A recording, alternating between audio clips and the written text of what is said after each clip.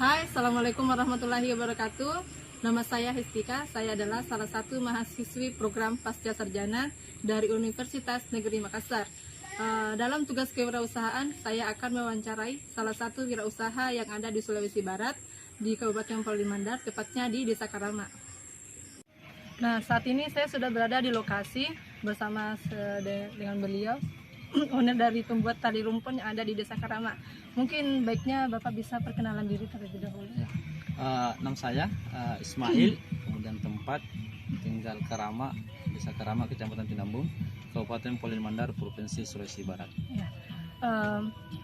Mungkin Bapak bisa menceritakan apa sih latar belakang dari usaha yang Bapak rintis saat ini?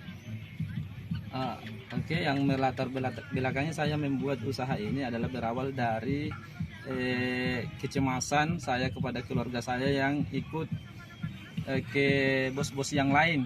Nah, karena kemarin waktu ikut dia itu tidak diizinkan pulang, sementara dia punya anak kecil. Dari situ saya merasa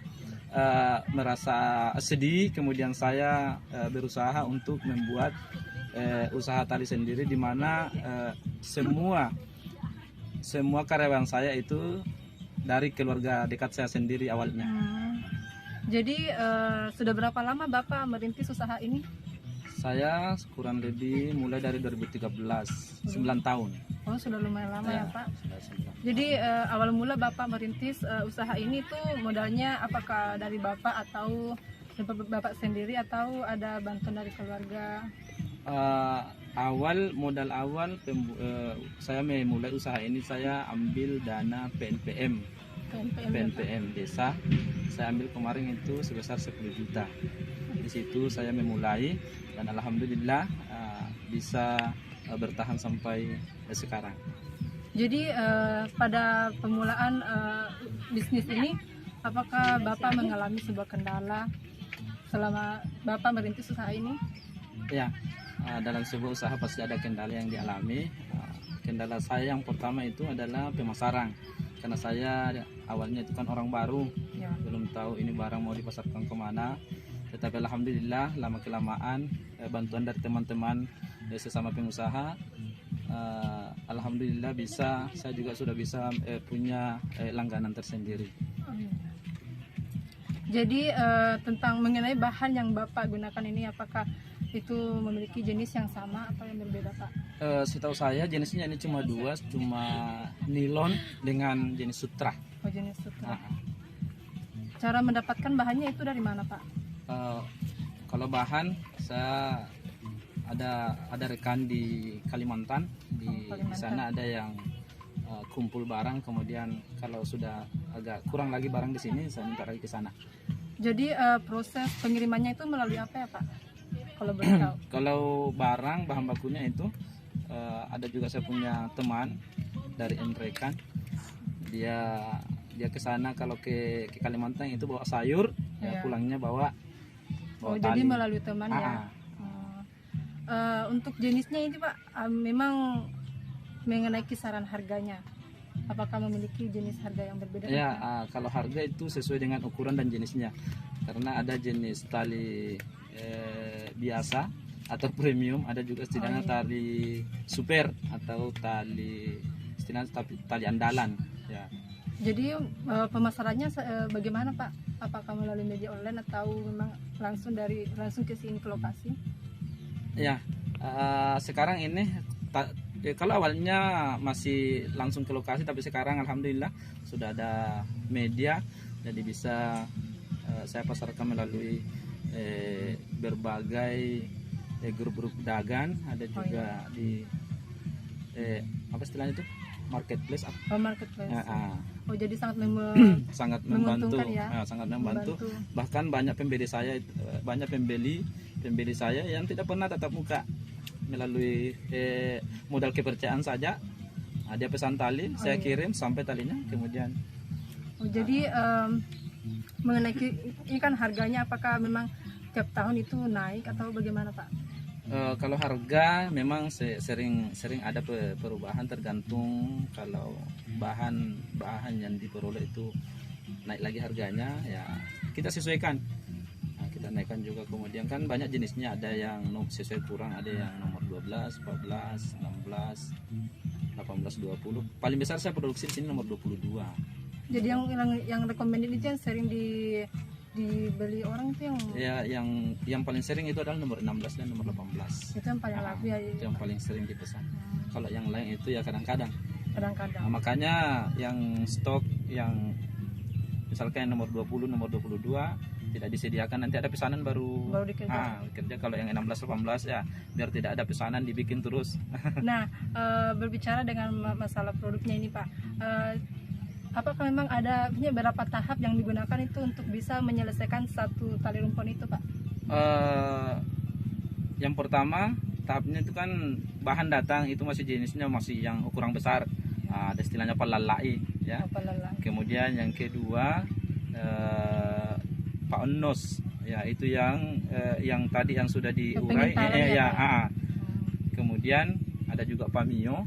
Kemudian selanjutnya ya inti ya, ini istilahnya mapayari. Seperti yang sekarang ya Pak, seperti yang terjadi di lokasi dilakukan ini. sekarang ini namanya mapayari. Kemudian dari papayari itu ada juga ada 3, ada namanya panggilipalati ya, ada juga papuso, kemudian ada juga panggilin depan. Papuso itu semacam apa ya? Papuso itu yang menyatukan dari 4 helai ini, 4 lembar ini menjadi satu. Itu yang menggunakan kayu ya. Masih sangat manual ya. Jadi ini belum menggunakan kayak alat ini. Ya, mesinnya Pak ya. Karena kalau kita masih sangat manual. Kalau kita lagi menggunakan mesin, otomatis pengurangan karyawan. Ya. Jadi ini sangat membantu kesan. Jadi berbicara masalah karyawan nih Pak. Apakah dalam merintis usaha ini awal mula dalam merintisnya ya Pak memerlukan karyawan yang banyak atau hanya beberapa saja? Ya. Kalau awalnya saya punya karyawan itu cuma 4 orang saja, semua keluarga. Keluarga. Kakak dengan ipar. Ya. Itu saja awalnya 4 orang. Nah, lama kelamaan Sekarang sudah 24. Lumayan banyak ya Pak ya? Ya 24. Alhamdulillah. Jadi di sini maksudnya waktu pembukaannya dari pekerjaannya itu mulai jam berapa ya Pak? Pekerja biasa masuk itu jam 7 atau jam setengah 8 sudah mulai. Jam 7 sampai jam 8. Jam 7 istirahatnya itu sampai jam 5. Jadi siang nggak ada istirahat? Istirahat jam 12 salat duhur, makan siang. Jadi setelah itu kembali ke lokasi untuk menyelesaikan. Dalam perharinya itu ada berapa bal yang diselesaikan Pak? Kalau karyawan masuk semua biasa sampai 40 dalam satu hari. Dalam satu hari.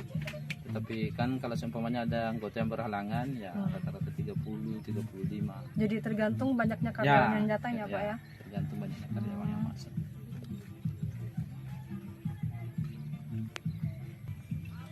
Jadi selama Bapak merintis usaha ini, apakah Bapak mengalami kerugian yang sering Bapak terjadi untuk Bapak?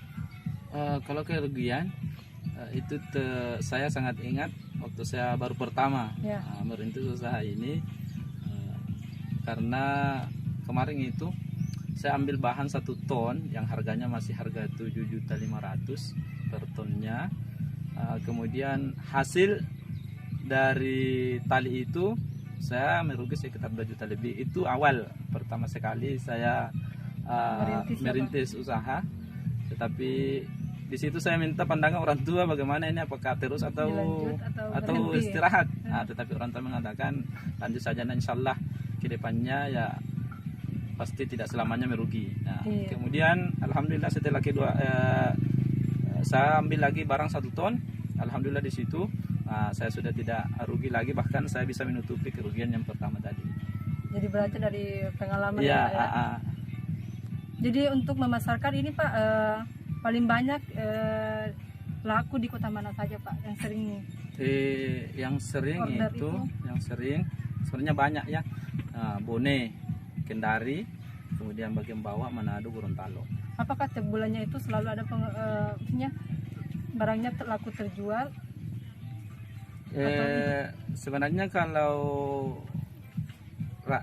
rata-rata itu kalau di rata-rata alhamdulillah selalu ada di pembeli, tetapi untuk bulan ini, bulan-bulan seperti sejak mulai bulan 8, 9, 10 sampai sekarang itu masih istilahnya masih agak-agak dingin kalau pembeli.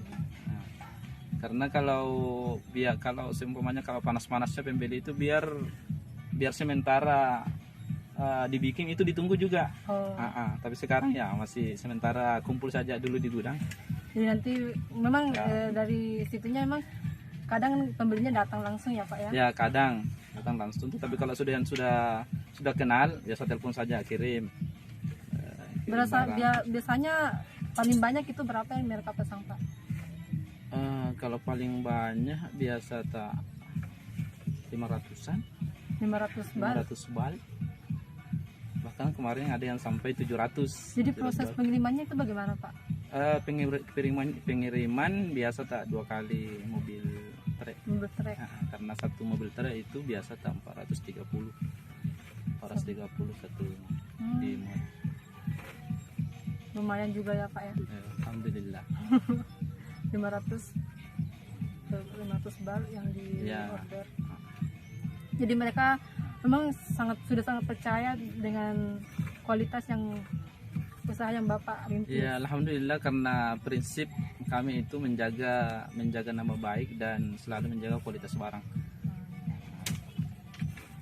Kalau sudah ada agak-agak sedikit memang tidak layak untuk dipasarkan, kita pisahkan kemudian dibuat ulang.